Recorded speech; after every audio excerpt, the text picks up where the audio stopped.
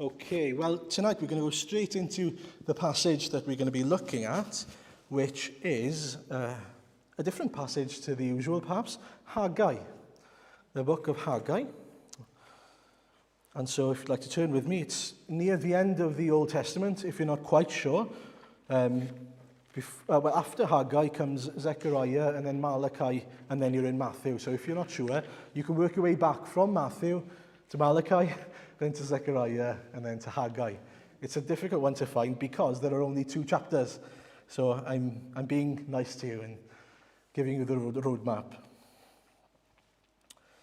And so we're going to read Haggai 1, verses 1 to 11, I believe. 1 to 14, 1 to 14.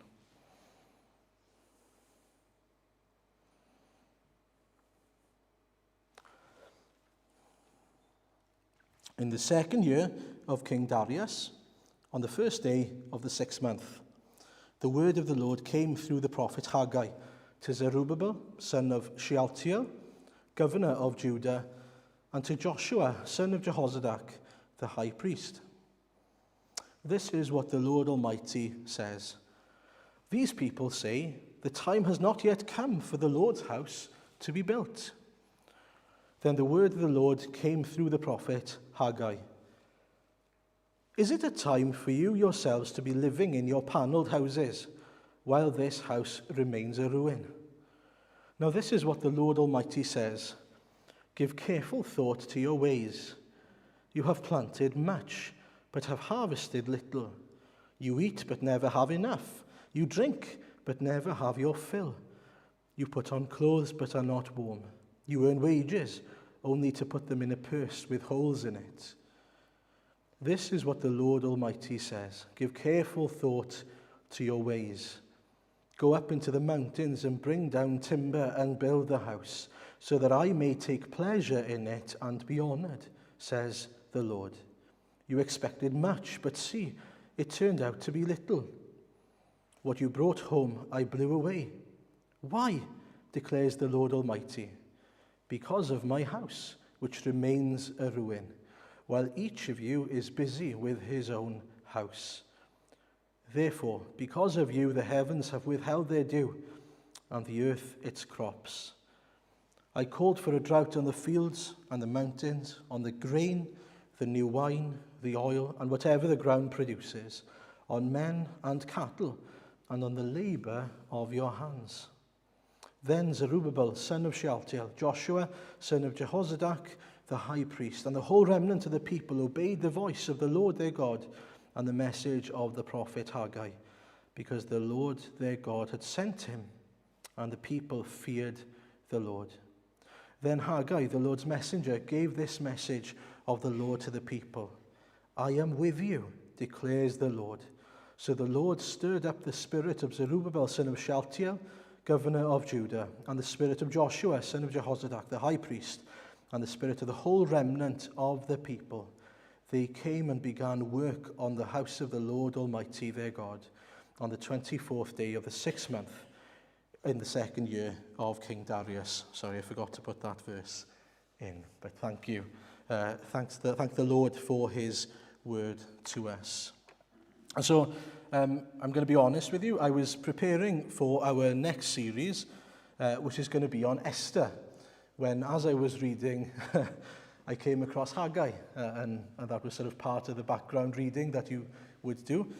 And to be honest, the Lord put it on my heart to go through Haggai beforehand, and so that's what we're going to do. It's a short 2-chapter book, as I said, but it's a wonderful book that teaches us so much about the Lord and his ways and how the Lord works. And so if you can rewind back to when we looked at Ezekiel, if you remember Ezekiel, we learned there, didn't we, that God sent the prophet Ezekiel and others like him, Jeremiah, for example, to tell the people in Israel that there was going to be a takeover, that there was going to be an attack, because the Lord's glory had left the temple, if you remember. And so God's glory had left the temple because they weren't worshipping God like they should have been. They should have been worshipping God and God alone, but instead of that, they had their own idols in the temple. And so they didn't love God as they ought to. They, in fact, were doing things to please themselves. But those prophets also prophesied that there would come a time when the remnant, a little group of people who were left and kept by God in the exile, would be brought back into his land. That remnant is important. That group of people, that small group that were left behind, we read about in Haggai. And so it's 70 years after the exile when they are now coming back into Jerusalem and to build the temple. But by this point, things have changed completely. By now, Persia has taken over Babylon, the Babylonian Empire. And so they have released the people of God, the Israelites, to go and rebuild the city. The future looks bright then. Things are looking up for that remnant, for the people of Israel. Or does it? That's the question. Haggai isn't quite so convinced at this point in time. And we'll come to why in a second. And so Haggai is a prophet. He's just a regular man. There's nothing special about him that we know about. And God, at least as he's given us his word, doesn't bother to tell us anything about him other than that he's a prophet. And there's a reason for that, because who he is as a person is insignificant. He is an instrument for God's word. And as long as he is faithful, he will be effective in his calling. That's a lesson for each and every one of us right there, isn't it? God uses ordinary people just like us to bring his word to others. That's a wonderful reminder for us. And so Haggai is speaking to two people, it tells us. The first one is Zerubbabel, son of Shealtiel, a governor of Judah then. And the other one then is Joshua, who is a high priest. Now you might think to yourself, that's just two random people again. But actually, it's not random at all that those two people are included here, I don't think. They are two people with two purposes. Zerubbabel, first of all, he's keeping his promise in the family of God, because it was from that line that the Messiah would come. And so that's why he is there, to remind them, the promise is for you. The promise that I have given for the remnant is for your people. And then we've got Joshua, who is the high priest. He was the one who was supposed to keep an eye out for his church. He should have been the one, shouldn't he? Who was on fire for having a temple back, so that he can serve the Lord as the high priest that he is. And so those two people, it's not accidental that that's who Haggai is speaking to. And one thing I really got excited about is just seeing how God is fully in charge of the situation in Haggai. And so if you have a bird's eye view of what's going on historically, we see God as a sort of conductor or a master builder who's planned everything out to work exactly according to his plans and purposes. You see, it's not an accident that the Persians had happened to take over the land. When we actually look at what happened, we see that God was stirring up something in the heart of the king of Persia at that time. And so if we go to Ezra chapter 1, we hear this. And these people, the Persians, were not nicer than the Babylonians. They were exactly the same as them, if not worse. But in Ezra chapter 1, we read this. In the first year of Cyrus, king of Persia, in order to fulfill the word of the Lord spoken by Jeremiah, the Lord moved the heart of Cyrus, king of Persia, to make a proclamation throughout Israel. And I like this. And also to put it in writing, so he couldn't take it back. This is what Cyrus, king of Persia, says. The Lord, the God of heaven, has given me all the kingdoms of the earth, and he has appointed me to what? To build a temple for him at Jerusalem in Judah. Any of his people among you may go up to Jerusalem in Judah and build the temple of the Lord, the God of Israel, the God who is in Jerusalem, and may their God be with them. And in any locality where survivors may now be living, the people, that is, the Persians, are to provide them with silver and gold, with goods and livestock, and with free will offerings for the temple of God in Jerusalem. Isn't that amazing how God works? It's very, very important that we realize that the entire plan hinges on one person here whose heart God changed, King Cyrus. The entire plan for the remnant of Israel to come back to Jerusalem and to build the temple, God fully has in control. That master conductor, he's doing everything that needs to be done. It's like a chess player, just using those pieces and putting them in place. He moves the heart, without any outside influence, he moves the heart of Cyrus, the king of Persia, the most important man in the world. And not only that, he is gracious to do a work in his heart. We don't know whether that created a permanent change, but look at what he says. He realizes that there's a different dynamic, that it's God who is even above him, that he is powerless before God. He says, the Lord, the God of heaven, has given me all the kingdoms of the earth. Every other king thinks that they are the ones who are in charge, that they are the ones that have power. But he says, the Lord has given me this land to fulfill God's purposes. And so Cyrus has been given this vision, this understanding of who God is, what his power is. We don't know whether he's submitted to God or not, but it certainly sounds as if God is doing something in his heart. But at the very least, God moves his heart in order to fulfill his promises. And so I think two things we definitely need to learn from that. One, never underestimate God's power. Never underestimate God's power if he can change the heart of the most powerful man in the world. But secondly, never forget God's promises. Never forget his promises, because it is based on that promise that this happens. Do you remember the first verse? In the first year of Cyrus, king of Persia, in order to fulfill the word of the Lord spoken to Jeremiah. God had said it, and so God will do it. He fulfills his promises.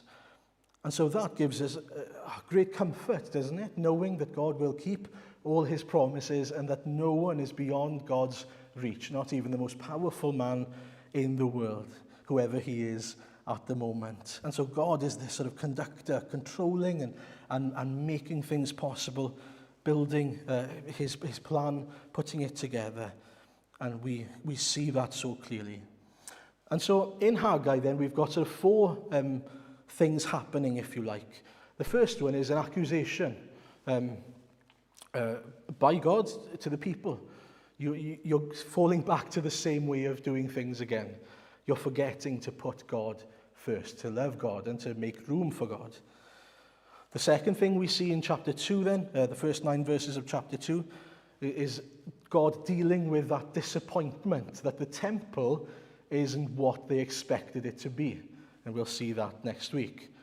And then thirdly, verses 10 onwards in chapter 2, there's a call to faithfulness for the people of Israel, for that remnant. And then fourthly, there's a promise, there's hope for the people of Israel. That's chapter 2, verses 20 to 23. And so we'll look at that as we go on in the next few weeks. And so there's also a timeline here. You'll notice in Haggai, it starts off in the second year, on the first day of the 6 months, and so on. So it starts off, scholars tell us, in August of 520 BC, 70 years after the exile. And then we have sort of a month later, this kind of disappointment after they've started building the temple. They realize it's not going to be like Solomon's temple. Then 2 months after that, there's this call to faithfulness. And then on the same day, God gives a promise. Just so you have an understanding of what's going on in this book then. And so today we're looking at part 1, which is the accusation against the people, the remnant who are left here.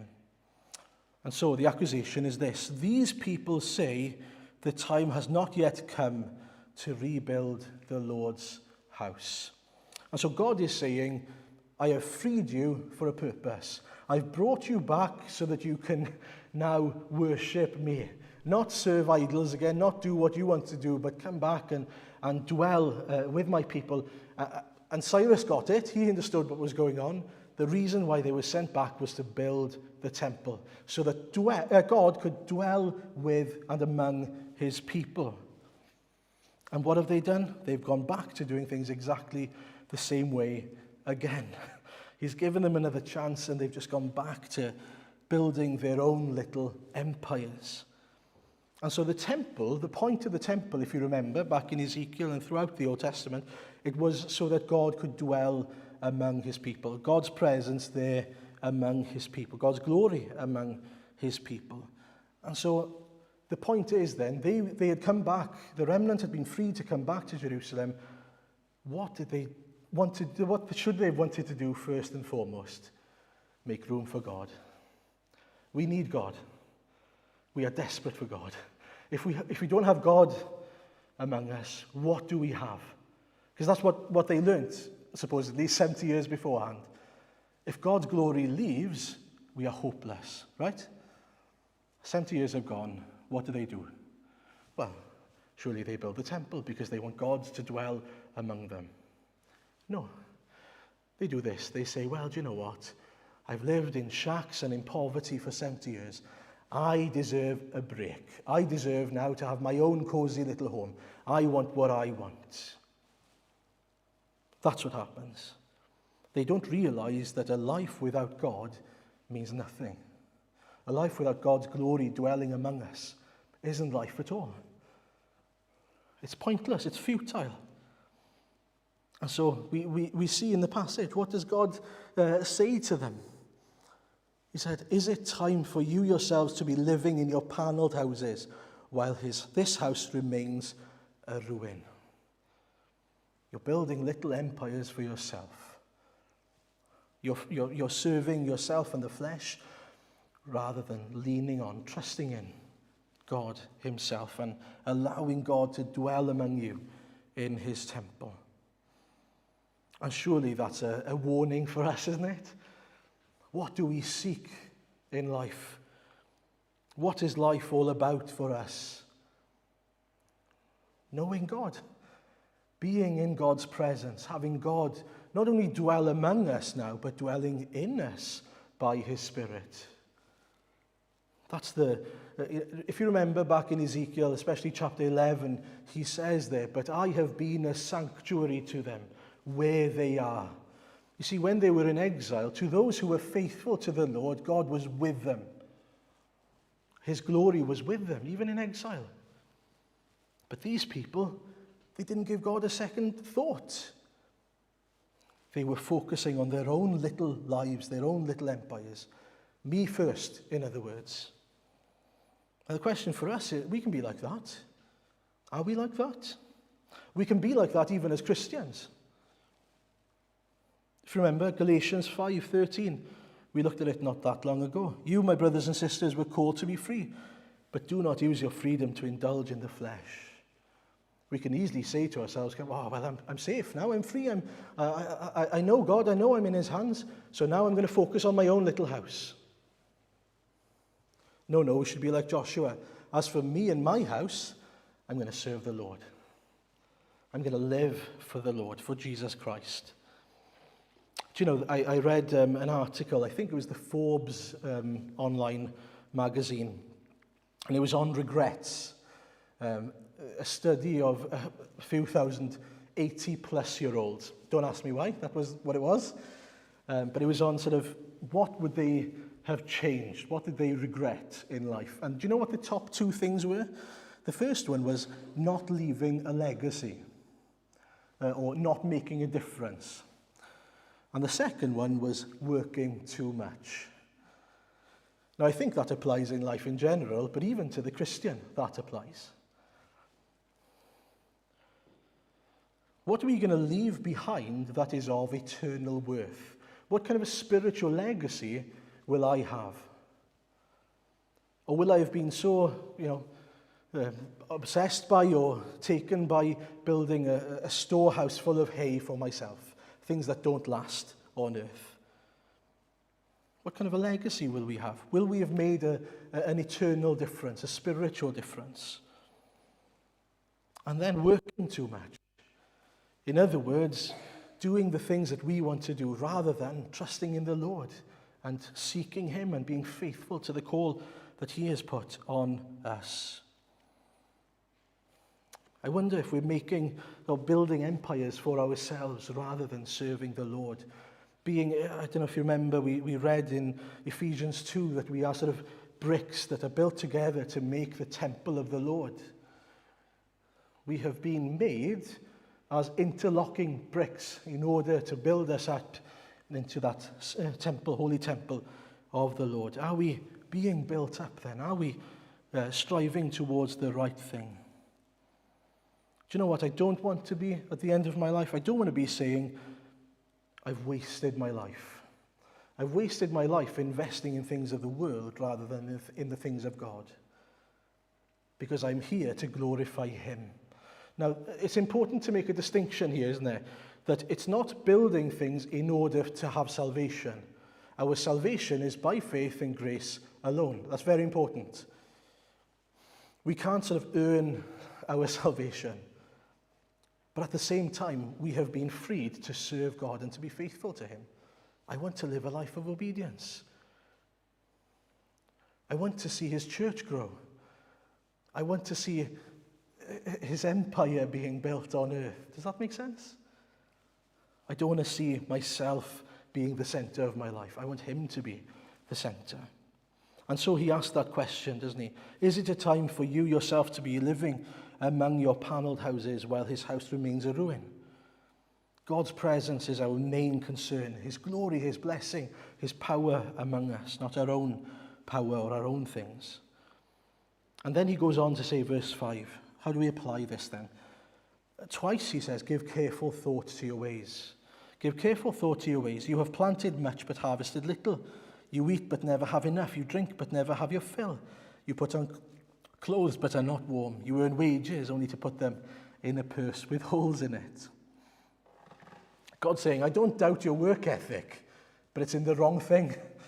You're working for your own sake and it does nothing for you. Turn to me, worship me, glorify me, and you will find blessing. You will find joy. You will find peace. Things will fit in and make sense to you.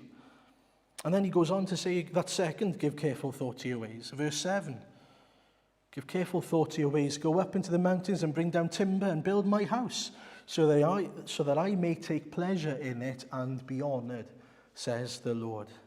Now that's the important thing here. These people were building for themselves, not for the glory and the honor of God. And that's why they exist. I exist for the glory and honor of the Lord Jesus Christ, not for myself. And so the application is clear, isn't it? In all that we do, do it for the glory of God. Not in order to be saved, but because we have been saved. Because we're free to enjoy God. To enjoy the blessings of being someone who is a part of his kingdom, safe in his hands. And so you can work for your own selfish ambitions, for the flesh, the desires of the flesh, or you can work to the glory of God. You can speak to others to inflate the self or to boast in yourself, or we can speak to the glory and praise of God. We can do everything we are called to do with the main purpose of desiring to make room for Jesus to dwell in our lives. Just like they should have done. Their primary concern was the temple. In other words, the glory of God, the presence of God. Our prayer then is, Lord, continue to build us up as your temple. Continue to ensure that you are given that primary place in our lives so that we can honor you. And then he goes on, verse 9, you expected much, but see, it turned out to be little. What you brought home I blew away. Why, declares the Lord Almighty? In other words, their homes were a disappointment to them. That's what it says there. Everything they'd built was a disappointment anyway. Well, that's an alert for us right there. Build earthly empires and they will be a disappointment. Why, declares the Lord? Because of my house which remains a ruin. Well, each of you is busy with your own house. Therefore, because of you, the heavens have withheld their dew, and the earth its crops. I called for a drought on the fields and the mountains, the grain, the new wine, the olive oil, and everything else the ground produces, on people and livestock, and on all the labor of your hands. Everything was a mess because God wasn't in his rightful place first.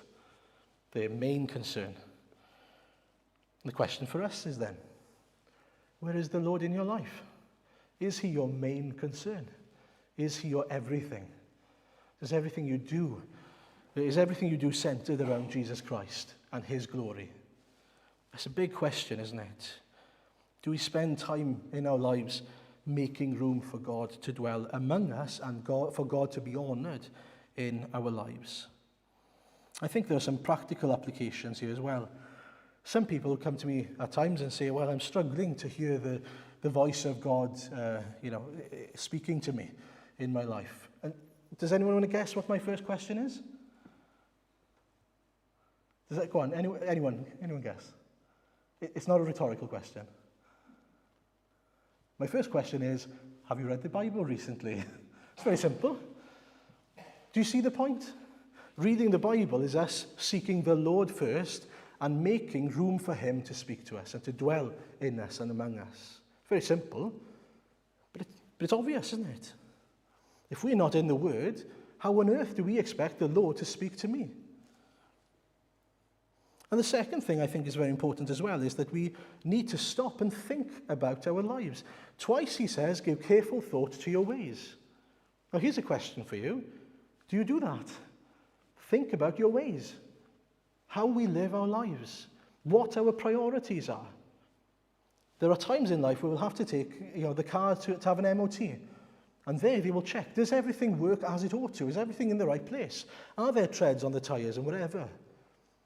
Now, spiritually, I'd advise you, go home this evening, have your supper, and then just take some time thinking to yourself, right, in my life, does what I do bring glory to the Lord? Does what I do and how I live my life show and reflect that Jesus comes first? Or are there things in my life that I need to change, where actually it reflects the fact that I'm building my own house, my own panelled house there, rather than seeking room for the Lord to dwell among me and bless and be honoured in my life? For example, you might be working, and you can be in your job for the glory of God. You could be working so that you can glorify God in the way that you work. But you could also be working so that you get the next paycheck, so that you can go on that next holiday, or you can buy that next car that you want to have. You see the difference, hopefully? So it's not about going to work, it's about why you go to work. Consider your ways carefully. Do we desire to be in the presence of the Lord? Do we seek him first? And perhaps that's the verse that came to me more than anything. Seek first the kingdom of God. Seek first his kingdom and his righteousness. Matthew 6:33. And all these things will be given to you as well. You see, the other things they didn't have to worry about. The things of the world will come to us in grace. Our concern should be the Lord's glory. I wonder if that's true for us. My prayer is that it would be true for us. Haggai, wasn't he, was concerned about God's kingdom and God's glory. God being given his rightful place among the remnant. But what about us? Do we care? We don't need to worry about the other things. If he cares in such a way for the birds, as we read, he will certainly care about us. And so when we reach the end of our earthly lives, or when we stop to think about our legacy on earth, what will it reflect? I have a few people I desire to be like, or aspire to be like, I should say. But the main one is Jesus. And what was Jesus? He was faithful to his Father. No one can look at Jesus and say, he didn't care about God. God was his primary concern. Faithfulness to his Father, obedience, was what he lived for. That's how I want to be. And so I want, when I reach heaven, and I want for us, when we reach heaven, to hear those wonderful words, well done, good and faithful servant. You have been faithful with a few things, I will put you in charge of many things. Come and share your master's happiness for his glory. Amen.